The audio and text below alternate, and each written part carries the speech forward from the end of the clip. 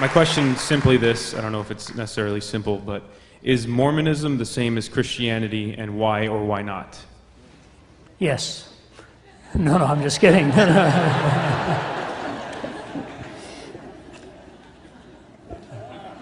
You know, are you aware that I spoke at the Mormon Tabernacle a few years ago? Did you know that? Okay, yeah. Boy, did I ever take some heat for that.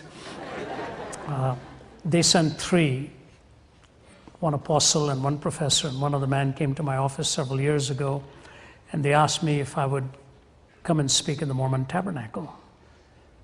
And I was stunned, you know.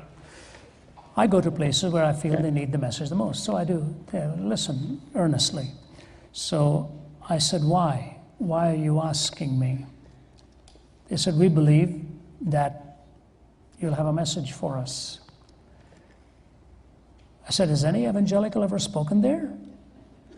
They said, 104 years ago, D.L. Moody. I said, oh, wow. If he spoke there, I could probably say, okay. So I said, two conditions. I get to pick the subject, I get to bring the music. So they said, what will your subject be? I said, the exclusivity and sufficiency of Jesus Christ. They said, we'd have to ask the head apostle on that one. They said it. And they said, music? I said, I'd like to bring Michael Card with me.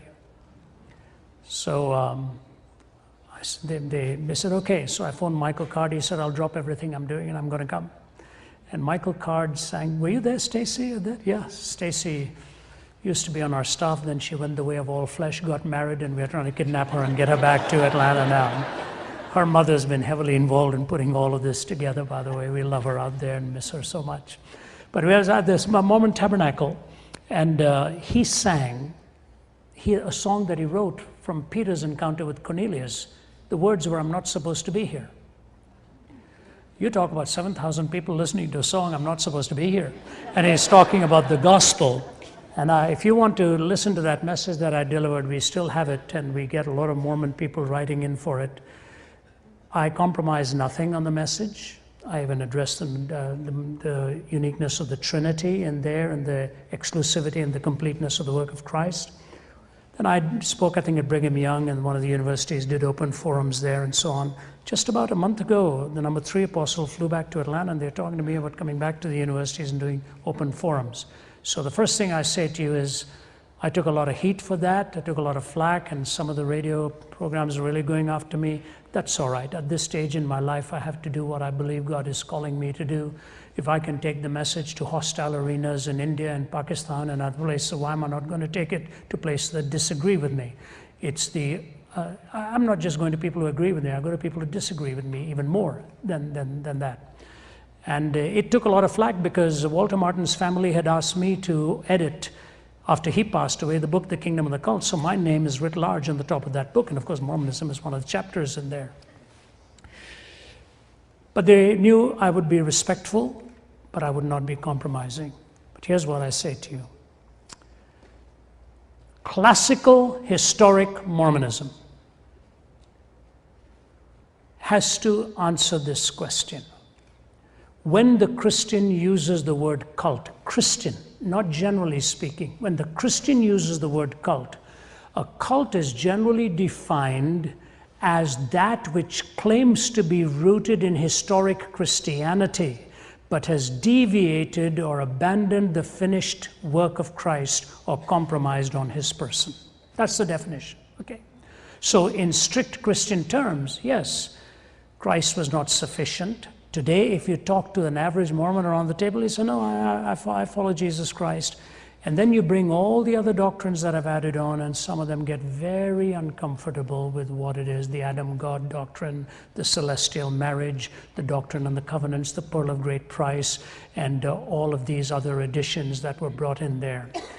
I think that it is critical we understand that Jesus said we are complete in him. And when you add or detract, you can give yourself whatever name you want, but you're impugning the completed work of Christ on the cross. Okay, so there are other titles that one can give to those faiths, but it is not historic Christianity at that point. Now, I think your question goes deeper, and I want to be very careful, and I may be hit out here badly.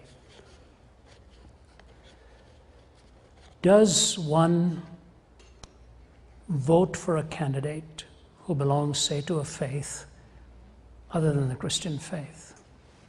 Everyone has to vote according to their conscience and what God is prompting them to do, because it's a very privileged role that we are given in this nation. My view of the philosophy of history and politics is this: when you're choosing between leaders, none of whom will give you the groundswell of the Christian faith on which their life is built, which may not guarantee that they may make the best leader either, you know. But if that's not there, you have to go for a person who will help a nation provide the best moral soil on which the freedom to believe and disbelieve can actually function. It is on a moral soil that the freedom to believe actually works best and truth can ultimately triumph. If you have an immoral soil created, then the truth is evicted and you're not even given to the opportunity of voicing your ideas in the marketplace and in the public setting and in the arena. The Christian faith ought to have a voice in the marketplace. It ought to have a voice in the academy. It ought to have a voice in politics. It ought to have a voice in business. And any leader that will create the moral soil to make it possible for us to continue to proclaim that, that's the kind of leader we may have to ultimately work, no matter what tag they put on them on the outside. If you're choosing between those for whom the Christ is not supreme in salvation, you have to choose one who will give you the best moral soil in order to allow you to live for Christ and live out your faith. That's the implication of the answer that I have given to you. Okay. Can I go back and add one footnote to the previous question? And I think it's important I say this because these things are recorded. In theological terms and Christian terms, what we define a cult is the way I have given it to you. A departure from the historic person and the work of Christ has been deemed cultic if it still lays claim to the historic work but has departed from it. But to use it in a general sense, in a general community, in a general audience, is not a wise way to do it. You use that in a setting of theological debate and dialogue and discussion.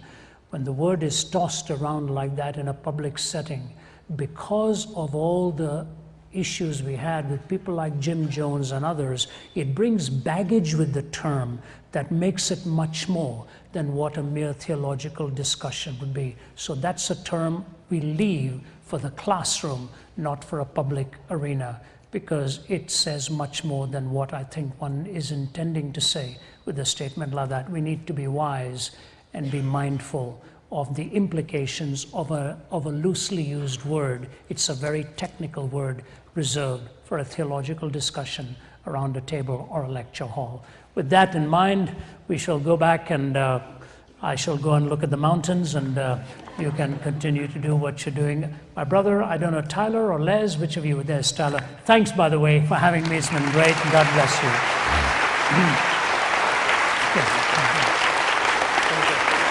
So I'm going to do some signing. Thank you. Thank you. God bless you. Thank you.